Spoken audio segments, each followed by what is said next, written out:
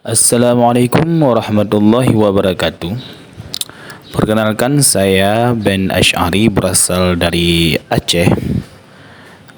Saya adalah salah satu pasien yang pernah menjalani operasi katup jantung di Rumah Sakit Jantung dan Pembuluh Darah Harapan Kita, Jakarta Barat, pada bulan September tahun 2004 yang lalu.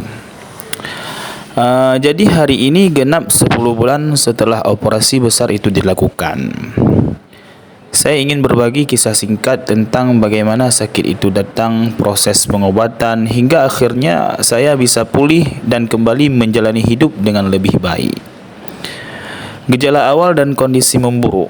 Sebelum operasi, saya mengalami batuk yang tidak kunjung sembuh selama berbulan-bulan.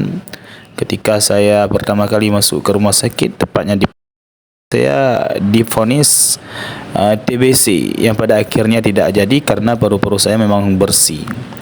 Awalnya saya pikir hanya batuk biasa, tapi semakin lama napas terasa sesak dan tubuh mulai terasa sangat lemas. Jadi saya tidak sanggup melakukan aktivitas apapun. Bangun dari tempat tidur pun berat. Kondisi semakin parah ketika wajah saya mulai membengkak. Begitu juga dengan kaki dan perut. Kaki dan perut saya yang membesar seperti penuh cairan. Jadi saya benar-benar tidak bisa berjalan selama lebih dari 3 bulan. Hanya duduk di kursi roda, bergantung sepenuhnya pada bantuan orang tua, isteri, abang dan orang-orang di sekitar. Akhirnya keputusan saya dari keluarga memutuskan untuk berobat ke Jakarta. Tepatnya ya di Rumah Sakit Jantung Harkit ataupun Harapan Kita. Setelah menjalani berbagai macam pemeriksaan lebih kurang hampir 3 bulan, doktor menyarankan operasi pergantian katup jantung. Saat itu saya hanya bisa berserah diri kepada Allah. Operasi dilakukan pada bulan September 2024. Ini ada foto ini ialah foto bekas luka saya yang diambil 8 hari setelah operasi, dan saya langsung pulang ke tempat saya sewa kamar tidak jauh dari rumah sakit. Luka itu bukan hanya bekas bedah, tapi juga perjuangan, ya kan, dan harapan saya untuk sembuh. Setelah 8 hari, saya yang pertama di ruang ICU, habis itu di intermediate, dan baru di tempat biasa. Dan setelah saya normal kembali, maka oleh doktor langsung mengizinkan saya untuk kembali dan selanjutnya kontrol ulang. Kini setelah 10 bulan berlalu, saya bisa katakan bahawa perubahan yang saya alami sangat besar.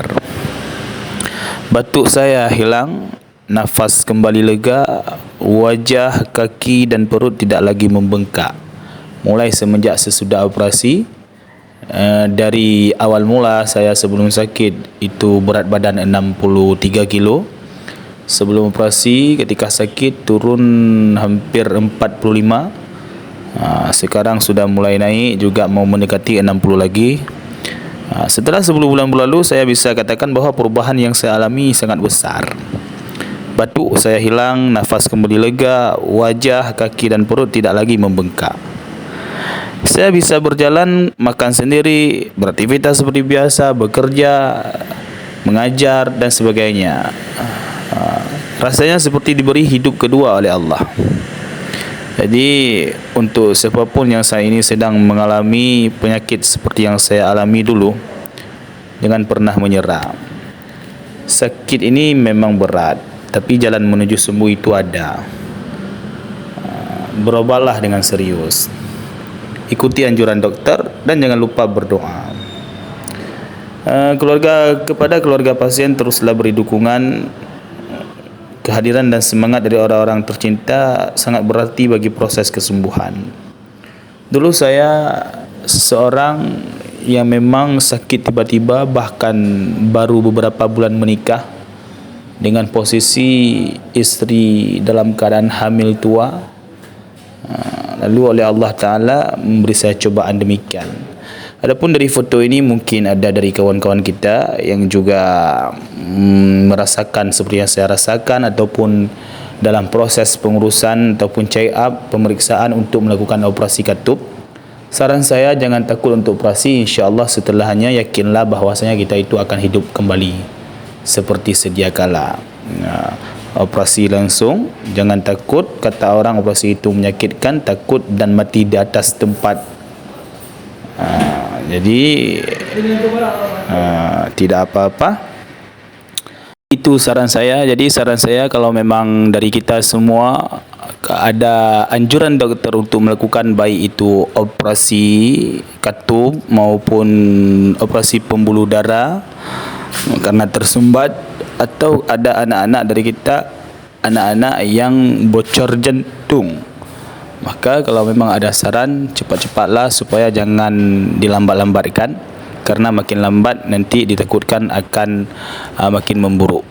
InsyaAllah kalau kita yakin dan optimis untuk sembuh, maka insyaAllah Allah akan beri jalan dengan pertolongan lewat perantara doktor. Berarti nanti kalau sampai diharkit, maka di situ tentu banyak orang-orang kita juga dan yang lain-lainnya dari berbagai macam daerah. InsyaAllah mudah. Sekali lagi mungkin ada yang ingin bertanya, maka lanjut di kolom komentar. Boleh nanti di DM ataupun kita sharing-sharing. Adapun video-video selanjutnya nanti tunggukan waktu saya kontrol ulang bulan depan. Dan jangan lupa di terakhirnya untuk di subscribe. Mungkin kita bisa berbagi pengalaman di video ini. Terima kasih. Assalamualaikum warahmatullahi wabarakatuh.